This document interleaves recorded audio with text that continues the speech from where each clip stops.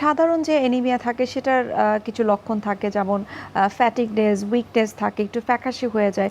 Aplastic অ্যানিমিয়ারও নিশ্চয়ই কোনো basic লক্ষণ রয়েছে, সাইন সিম্পটম রয়েছে, সেটা সম্পর্কে একটু জানতে চাই।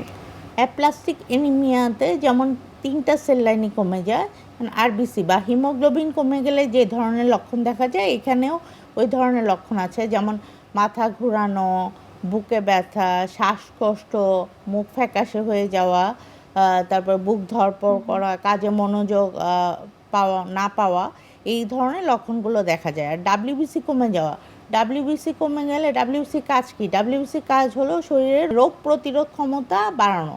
এখন ডাব্লিউবিসি যদি কমে যায় তাহলে শরীরের রোগ প্রতিরোধ ক্ষমতা কমে যাচ্ছে, এই কারণে আমাদের শরীরে ইনফেকশনের চান্স বেড়ে যাচ্ছে। যেমন এই কারণে আমরা দেখা যায় ফিভার, জ্বর আসে, তারপরে হলো গলা ব্যথা, আচ্ছা। শরীর ব্যথা নিয়ে আমাদের কাছে পেশেন্ট আসে। আর প্লেটলেট কমে যাওয়া অনুচক্রিকা যেমন কমে গেলে কি হয়, বিভিন্ন ধরনের রক্তক্ষরণ জাতীয় সমস্যা, যেমন দেখা যায় যে দাঁতের মাড়ি বা নাক দিয়ে রক্ত যাচ্ছে, তারপরে দাঁতের মানে দেখা যায় যে মুখের মধ্যে ছোট ছোট মশার কামড়ের মতো লাল লাল ছোপ দেখা যায়, শরীরে লাল লাল দাগ, কালো কালো দাগ, বড় বড় জখমের মতো কালো কালো দাগ দেখা যায়।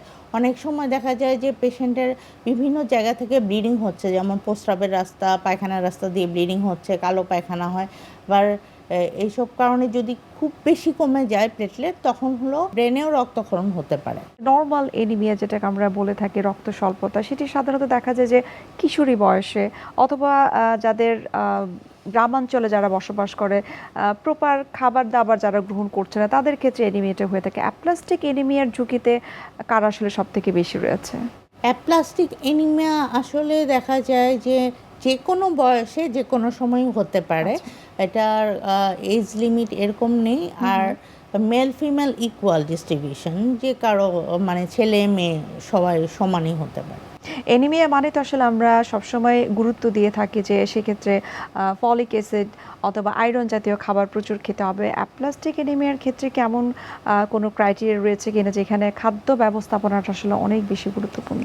অ্যাপ্লাস্টিক অ্যানিমিয়ার ক্ষেত্রে যেমন নন সিভিয়ার অ্যাপ্লাস্টিক অ্যানিমিয়া যেটা বলেছিলাম, যে যদি নন সিভিয়ার অ্যাপ্লাস্টিক অ্যানিমিয়া হয়, সেসব কারণে লাইফস্টাইল মডিফিকেশন আর এর সাথে হিমোগ্লোবিন যখন কমে যায়, তখন আমাদের ওই হিমোগ্লোবিনের রেঞ্জের উপর দেখেন যে যদি 7 গ্রাম পার ডিএল এর নিচে আসে, তখন আমরা পেশেন্টকে ব্লাড দিতে বলি। এখন আমরা এমনও অনেক পেশেন্ট পাই যে এনিমিয়া মানেই ব্লাড ট্রান্সফিউশন দিয়ে আমাদের কাছে চলে আসছে।